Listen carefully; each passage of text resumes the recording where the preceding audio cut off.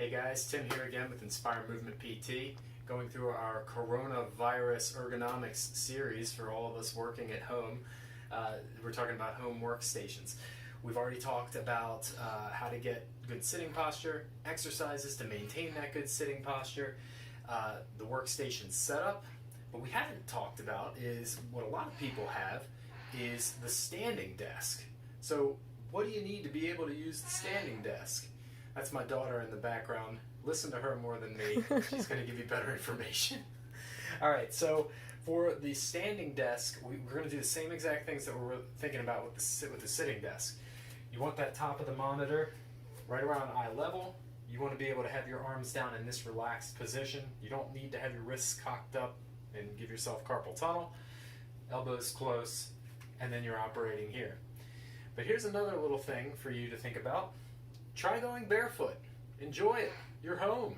Just barefoot. Don't even worry about the socks. Let your actual skin touch the earth and get some of that feeling and feedback. It's the way our bodies are built to be. You might notice that it helps you just doing that. And then finally, just remember, if you are tight in your hip flexors, which is extremely common, I would venture to say 90% of you out there have tight hip flexors to some degree. So the hip flexors, when they contract, they pull us up like this. So to have them flexible gives us the ability to come back like this.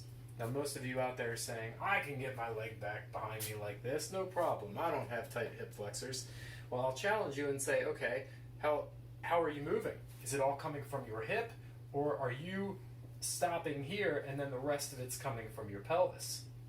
Most of you, I'm afraid to say, it is happening that way. That's what we deal with in the clinic every day.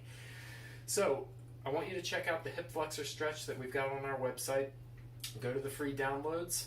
Check out the iMove Manifesto. That's our free ebook. And go to the hip chapter. Okay?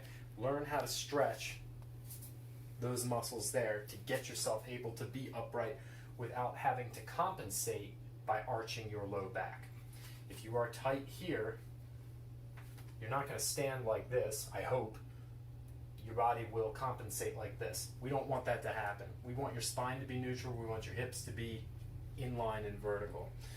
And then finally, the part 2 of our home exercises for good sitting posture are just some standing exercises where you're working your glutes. And that's really good too at keeping yourself straight. Check those out as well. It'll be beneficial.